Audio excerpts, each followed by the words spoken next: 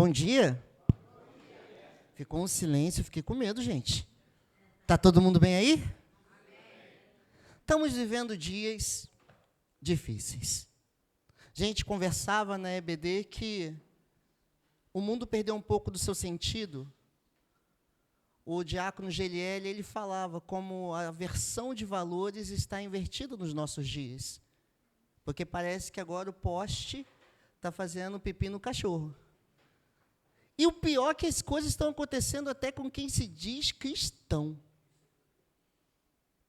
Então, para essa manhã, eu já tinha até conversado com alguns irmãos, que Deus ele precisa, antes de eu estar trazendo uma mensagem, conversar bastante comigo. Eu não canso de dizer, e também não tenho problema nenhum com isso, de dizer que eu sou lerdo para entender as coisas de Deus. Por quê? Porque eu gosto de debater. Quem me conhece sabe que eu amo debate. E eu consigo defender qualquer opinião, mas até que eu não concordo. Só para dizer que eu tenho razão. Quem gosta de debater é assim. Às vezes a minha filha, pai, está errada. Eu vou lá e com A mais B falo que errado é você.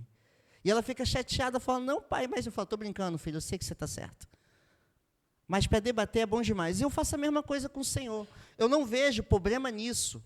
Eu não vejo problema em você conversar com o seu Deus. Eu não vejo problema em você dizer para Ele de coisas que você não concorda.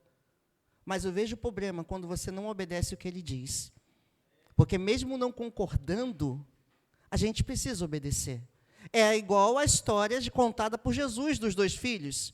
Que um é chamado pelo pai para ir para o campo, e ele raivosamente diz, eu não vou. Estava chateado. Provavelmente cansado do dia a dia. E o segundo, olhando para o pai, aquele filho carinhoso, que todo mundo acha que é abençoado, diz, não, pai, pode deixar comigo que eu vou. Só que o que falou que podia deixar não foi, e o que falou que não ia foi, e Jesus vai dizer que quem foi justificado foi aquele que mesmo sem querer foi. E eu acho que para nós, voltarmos para a base, para o começo, tem feito mais sentido nos nossos dias. Recolocarmos os alicerces da fé que nós acreditamos. Então, para o texto dessa manhã, eu escolhi realmente o começo. Capítulo 4 do livro de Gênesis. Por favor, Mateus, põe na tela que a amada igreja vai começar a ler. Leiam, por favor, até o versículo 7.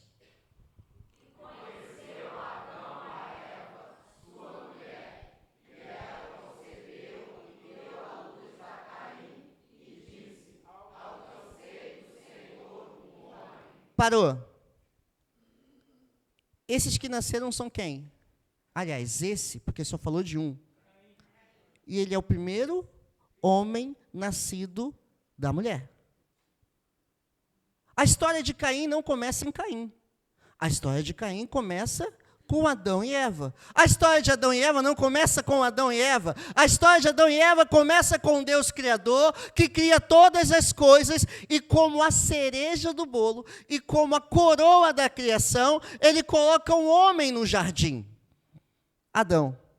E é legal nós ressaltarmos que algumas mensagens que a gente gosta de ouvir pela internet, a gente ouve, né? Que Adão estava tranquilão, realizadão, felizão, sem problema nenhum no jardim do Éden, conversando com Deus que vinha todo final da tarde, bater um papo com ele, porque a única missão era colocar nome aos animais.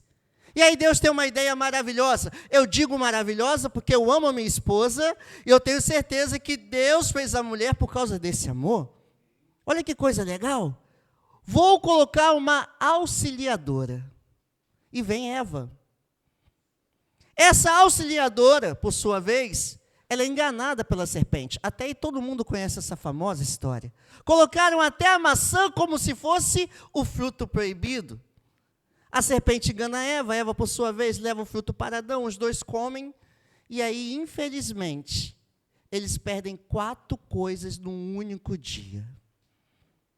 Adão, ele perde a comunhão com ele mesmo, porque o realizadão, o tranquilão, o felizão, agora estava cristão, escondido, porque ele sabia que a presença de Deus revelava o pecado no qual ele havia cometido.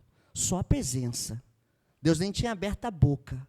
Deus só chegou no jardim e Adão, ouvindo, se escondeu. Perdeu a segunda coisa, a comunhão com Deus, porque Deus vai dizer: Adão, cadê você? E Adão vai dizer: eu ouvi a sua voz e eu me escondi. Perdeu a comunhão. A terceira coisa, perdeu a comunhão com a sua esposa. Porque a sua esposa estava ali, e a primeira coisa que Adão faz quando vai conversar com Deus é: a culpa foi da mulher. E pior, a culpa não é dela, a culpa é do Senhor, porque me deu ela. Eu fico imaginando a cara da mulher. Se fosse Abel, eu ia dizer: caguete, entregou nós dois, podia ter ficado quietinho. Como se Deus não soubesse. E a quarta coisa, a comunhão com o mundo no qual ele vivia. Agora, o mundo no qual ele vivia não estava mais feliz com ele. Ele tinha sido amaldiçoado por causa do pecado. Como se não bastasse, contrapartida, você tem essa parte do ser humano sendo expulso, você tem a parte de Deus punindo, e você tem quem rindo dessa história toda? O diabo. Feliz da vida. Conseguir destruir a obra de Deus. Mas o que o diabo não sabia é que lá no jardim do Éden havia sido feita uma promessa.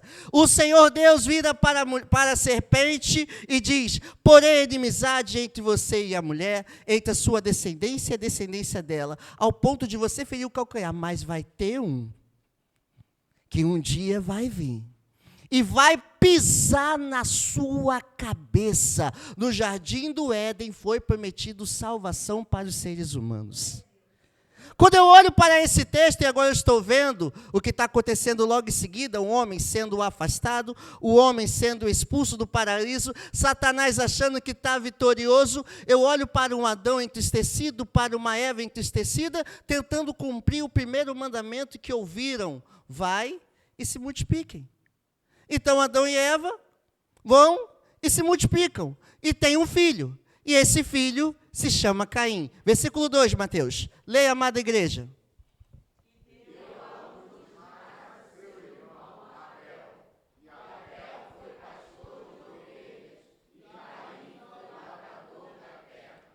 Continuem.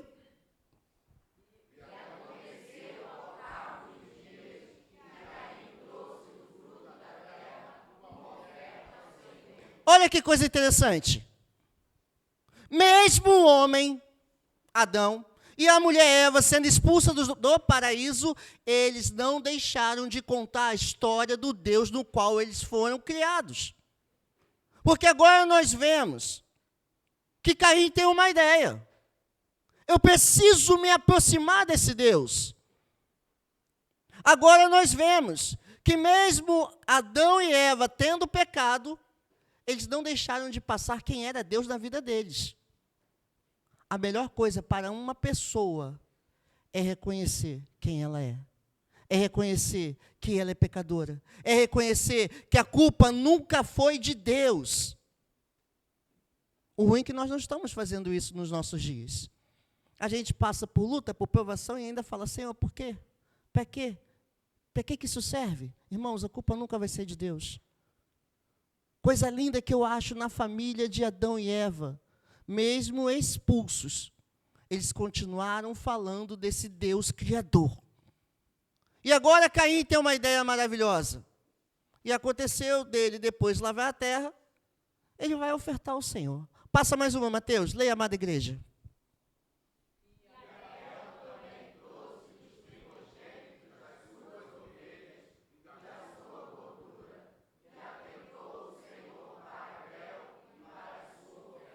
Irmão mais velho, na minha casa nós aprendemos que é um exemplo a ser seguido.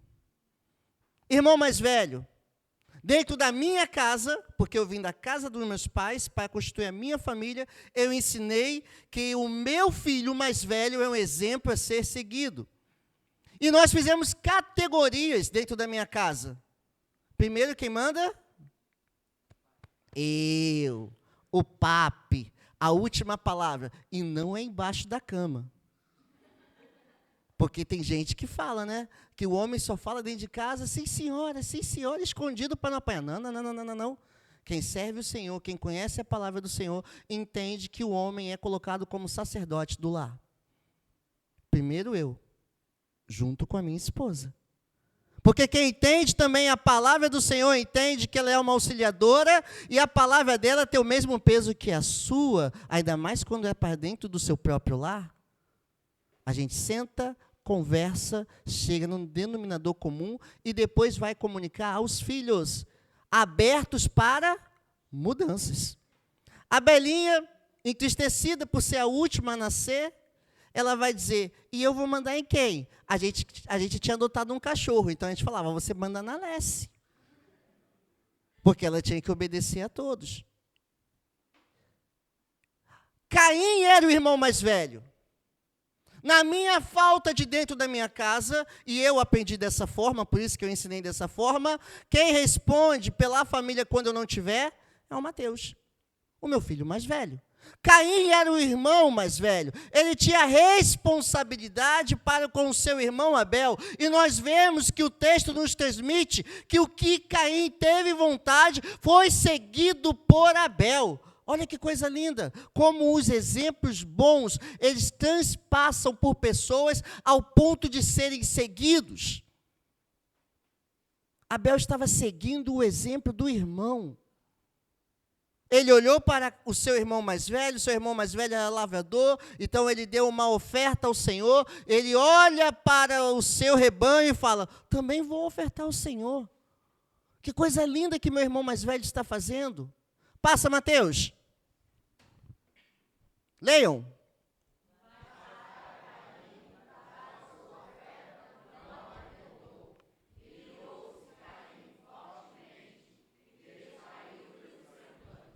Volta uma, Mateus. A parte C do versículo vai dizer, e atentou o Senhor para... Opa, não foi para a oferta, não? E atentou o Senhor para... Não, mas primeiro foi para quem? Não. Primeiro o Senhor atentou para... Opa! Se primeiro o Senhor atentou para Abel, o Senhor não queria oferta? Amados irmãos, eu preciso que vocês entendam uma coisa essa manhã. A maior oferta que você pode dar para Deus é a sua própria vida. E foi o que Abel estava fazendo. A oferta que ele levou ao Senhor só transmitia quem ele era. Deus olhando para a vida de Abel, ele fala, gostei desse menino. Gostei do que ele está fazendo. Hebreus capítulo 11, versículo 4. Pela fé, Abel ofereceu a Deus um sacrifício superior ao de Caim. Pela fé, ele foi reconhecido como justo. Quando Deus aprovou a sua oferta, embora esteja morto por meio da fé, ainda fala. Deus, ele não está preocupado com o que você tem no bolso, Deus não está preocupado com o que você pode dar a Ele, sabe por quê? Porque tudo já pertence a Ele. Deus está preocupado é com você. É a pessoa de Jade, é a pessoa de Caio, é a pessoa de Ana, é a pessoa de Raquel. Deus está preocupado com você. E olha que coisa interessante, Deus olhando para a vida de Abel, ele gostou da oferta. Ele falou, pô, gostei desse menino. Um menino que, mediante as lutas e provações, as dificuldades do seu dia a dia, ele ainda continua andando na minha presença. E é o que a gente vê que é mais difícil nos nossos dias. Continuar na presença. Passa, Mateus. E olha o que ele vai dizer. Porém, para a oferta de Caim, o que aconteceu? Mas foi para a oferta de Caim? Não. Está escrito lá grandão. Mas para... Como assim, mas para Caim? Nós vimos que Abel, por ser uma pessoa temente a Deus, andando de fé, na promessa que tinha sido feita no Éden, Deus ele se atenta para ele, e depois para a sua oferta. Mas agora nós temos em contrapartida uma pessoa que não anda segundo a vontade de Deus. Nós temos em contrapartida uma pessoa que não vê Deus como aquele ser superior, o Criador de todas as coisas, mas um Deus que ele poderia mandar dominar e tocar. Um Deus de troca. Nós agora estamos olhando para uma pessoa que tenta se aproximar de Deus por interesse. E o livro de Judas, no seu único capítulo, ele vai dizer que muitos andam nesse caminho, o caminho do interesse, o caminho de Caim. E Deus olhando para esse tipo de caminho, esse tipo de relacionamento, ele fala, nananina, não é assim que eu quero andar com o meu povo. Não adianta você ser pecador, não adianta você querer continuar na prática do pecado, não adianta você não querer mudar de vida e achar que vir para a igreja, Deus vai te abençoar, Deus vai te consagrar, Deus vai te aceitar, porque ali está dizendo que ele não aceita. E é o que nós estamos vivendo hoje. Pessoas querendo adentrar dentro da igreja, montando até igrejas, sem ter mudança de vida. Com comportamentos que a Bíblia condena. Com comportamentos que a palavra de Deus diz, é pecado. E aí nós temos o caso, a base, lá no comecinho, de Caim tentando fazer isso. Passa, Mateus.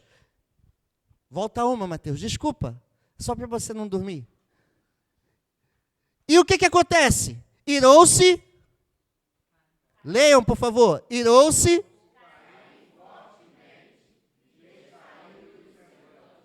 a pessoa não quer mudança de vida, mas quer que Deus se agrada dela.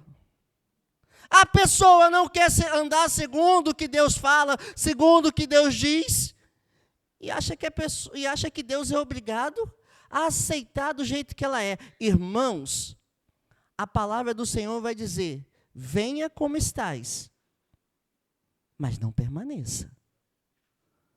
Porque ela vai dizer que o ladrão não roube mais, que o mentiroso não minta mais. E olha que coisa interessante, Caim agora entristecido, porque a oferta dele não tinha aceita, porque ele mesmo não tinha sido aceito, ele fica irado. E ele fica irado ao ponto de descair o semblante é fechar a cara. É aquele cara que anda carrancudo, né? Só de cara fechada, que dá até medo de falar com ele. Você fala, se eu falar com ele, ele vai me dar-lhe uma bronca. Passa, Mateus. E o Deus amoroso, misericordioso, vai bater um papo, então. Olha como é que o nosso Deus nos ama. Ele vendo o que está acontecendo, ele fala, vou lá bater um papo com o Caim, conversar com ele. Leiam, por favor. E o Senhor...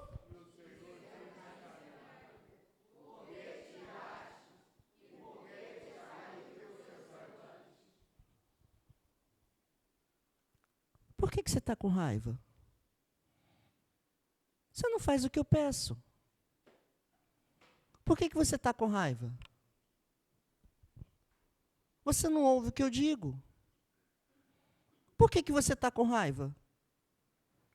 Se a vida que Abel está levando é a vida que eu quero para você também. Por que você está com cara fechada? Se eu já disse como nós devemos viver. Se eu já disse como vocês deveriam viver. Passa, Mateus. Leiam. Se bem fizeres, não é certo que serás aceito. E se não fizeres bem, o pecado jaz à porta. E sobre ti será o seu desejo, mas sobre ele deves dominar. 1 Samuel, capítulo 16, versículo 7. Quando Samuel vai ungir o rei Davi, ele chega na casa de Davi, ele olha para os irmãos de Davi e fala, certamente esse é aquele no qual Deus escolheu. E o Deus vira na mesma hora para Samuel e vai dizer, para. Samuel, você pode atentar para a aparência, para a altura, mas eu olho para o coração. E aí o nosso Deus vai virar para Caim, vai tentar tocar exatamente no seu coração, dizendo qual é a forma que ele deveria proceder. Olha, se bem fizeres, Na mente de Caim é, mas espera aí, eu já ofertei. O bem fizer é andar numa vida digna do Deus no qual ele diz que quer andar. E aí Deus vai dizer, se bem fizeres, não é certo que tu também será aceito? Em momento nenhum Deus está se relacionando com uma oferta, ele se relaciona com pessoas. E aí ele está dizendo, olha, anda comigo e ser perfeito, palavra dita do próprio Deus a Abraão. E te farei uma grande nação, e abençoarei quem tu abençoares. E aqui está acontecendo a mesma coisa. Se bem fizeres, não é certo que serás aceito. E aí vem um texto que machuca o meu coração. Porque esse texto, eu me lembro dele todos os dias. Ainda mais quando eu tenho vontade de pecar. Ah, pastor, você peca? Com certeza. E o pior, muitas vezes conscientemente. E olha o que é que vai dizer. Se não fizeres o bem, o pecado está onde, gente? Ele não está dentro de você. Ele não tem poder sobre você. Pastor, mas eu sou viciado, filho. O vício está fora de você. Pastor, mas eu tenho dificuldade. Irmão, o vício está fora de você. O pecado está fora de você. O pecado, ele está à porta. Continuem. E como funciona? O pecado está à porta. Você vê uma notícia, e hoje em dia está cruel, irmãos. Está difícil ver o noticiário. E aí está lá, pai estupra criança de 2 anos. E aí você, do outro lado, vê o pecado chegando na porta. Mata, mata, mata, mata, mata. E aí, o que você faz? Eu acho que eu vou abrir a porta. Todo mundo que é assim, tinha que acontecer o quê? Morrer. Você deixou o pecado entrar. Você deixou o pecado entrar. E aí, o que acontece com esse pecado que estava batendo na porta e você deixou ele entrar? Agora ele domina a sua vida. Agora ele faz parte do seu ser. Ao ponto do ditado popular. E eu já confesso que é pegadinha, está gravando, me ajudem. O ditado popular que bandido bom é bandido salvo em Jesus, mudou. Porque a gente tem cristão dizendo que bandido bom é bandido morto. Não, para o cristão que não deixou o pecado entrar, que deixou o pecado fora da porta, bandido bom é bandido salvo em Jesus, porque um bandido salvo em Jesus é um bandido transformado, é um que não rouba mais, é um que não mata mais, é um que não furta mais, é um que não mente, é um que não segue nos seus princípios e nos seus maus caminhos. Isso é um bandido salvo em Jesus. Ele deixa de ser bandido. Ele passa a ser o famoso grupo do ex, que é o que a igreja está cheia. E olha que coisa interessante. O Senhor está dando a senha para Caim. Caim, você está irado, você está com raiva, sem motivo. Mas essa ira, essa sua raiva, está fazendo com que um pecado esteja batendo na tua porta.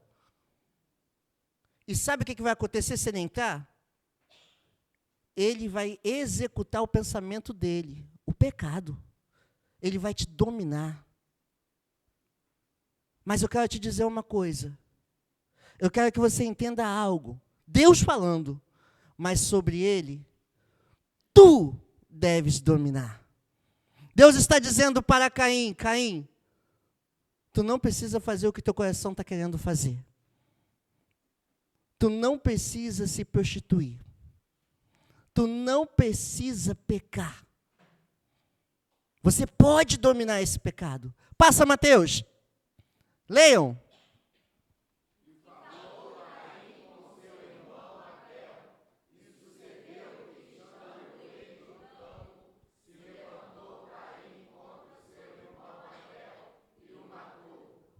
Olha que coisa interessante. Deus, então, ele fala, não trouxe resultado. E eu olho para os nossos dias e estou vendo que está acontecendo a mesma coisa, porque pessoas estão usando a palavra de Deus até para matar. E olha o que aconteceu ali. Deus conversou tete a tete, face a face. Vem cá, Caim, senta comigo. Domina esse pecado. Não deixa ele entrar no seu coração, não. E o que Caim faz? Finge que não escutou. Sai da conversa com Deus e começa a maquinar o mal. O pecado começou aonde? No coração. E aí ele vai fazer o quê? Premeditar. Olha como é que ficou absurda a situação. E falou Caim com seu irmão. Opa, como assim? Foi lá perguntar como é que Abel anda, como é que Abel vivia, como é que era a vida de Abel? Não. E falou Caim com seu irmão Abel. E sucedeu que ele, estando no campo, Caim armou uma armadilha, uma cilada para o próprio irmão. E levantou Caim contra seu irmão Abel e o matou. Passa, Mateus. Leiam.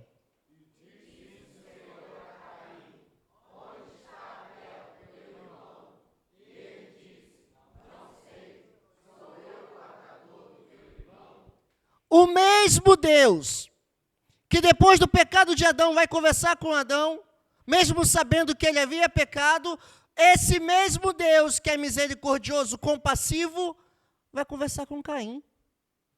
E a gente fica pensando, por que um raio não partiu Caim no meio? Não, o desejo do Senhor é salvar a todos, irmãos, inclusive salvar essas pessoas que são perdidas. E olha que coisa interessante, onde está o teu irmão? Qual é a resposta de Caim? E ele disse, ele sabia? Como é que você responde para um Deus que sabe todas as coisas, que você não sabe? Quando nós trazemos isso para o nosso dia, no nosso dia a dia, às vezes a gente faz a mesma coisa. Tenta mentir para Deus. E ele, depois de tentar mentir para Deus, dizendo que não sabia, aí ele se torna, o que Paulo vai dizer ao seu filho Timóteo: Timóteo, meu filho, fica atento, porque nos finais dos tempos, haverá tempos difíceis, no qual o homem será amante deles mesmos, arrogantes, prepotentes, ignorantes, mas afeiçoados a si. E olha o que ele vai responder: por um acaso eu sou o guardador do meu irmão? Ele está falando com Deus, gente. E mesmo se fosse um ser humano, já seria complicado responder dessa forma. Ele está falando com Deus. Ele está questionando o próprio Deus. Eu, por acaso, sou guardador do meu irmão? Passa, Mateus. Leiam.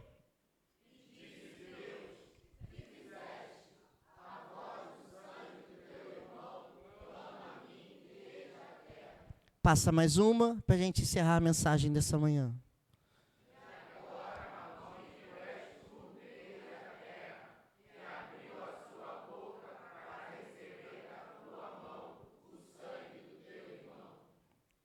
Amados, algumas pessoas olham esse texto e dizem, Deus amaldiçoou Caim. Não. Lê de novo. Agora, maldito és tu, desde a terra. Sabe por quê? Porque o crime que ele havia cometido o transformou numa pessoa totalmente afastada de Deus. O crime que ele havia cometido, a terra mais uma vez tinha sido amaldiçoada por beber aquele sangue. O crime que ele havia cometido, se ele não se arrependesse, não haveria perdão. Passa mais uma, Teu. Leiam.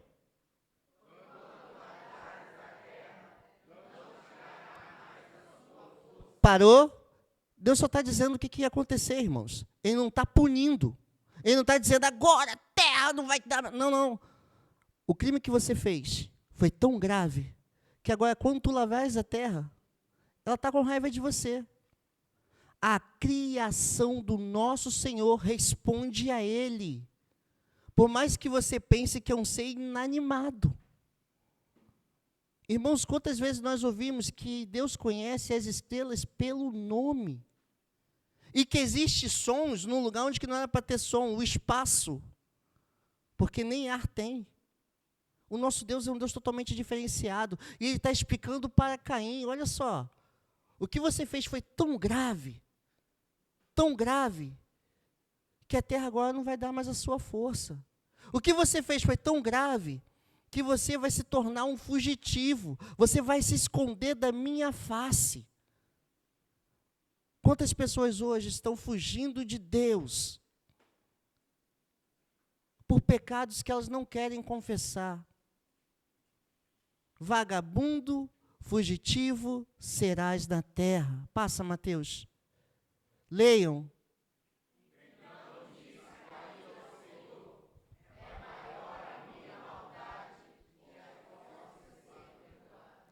Ele está pedindo perdão?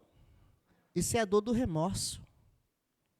A punição, ele achou tão grande, que ele está dizendo, não, Senhor, você está sendo injusto. Deus não está punindo ele, não, só está dizendo o que está acontecendo. A maldade, a perversidade dele, está dizendo o que está acontecendo. Nós vemos nos nossos dias pessoas presas ao pecado, não é porque Deus colocou elas presas ao pecado, é por causa da vida que elas estão levando e hoje estão sofrendo. Pessoas que fizeram mudanças no seu próprio corpo. Gente, como é absurdo a pessoa cortar o próprio corpo. Eu não cortaria nunca uma perna, tem gente que corta várias partes do corpo. E aí querem voltar, mas não conseguem mais voltar como eram antes. E Deus está dizendo, eu estou punindo? Foi decisão sua.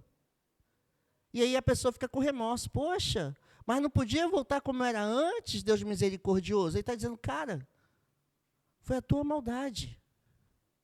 Eu não estou te punindo. Ah, mas eu não consigo suportar. Passa, Mateus, para a gente encerrar essa manhã. Leiam.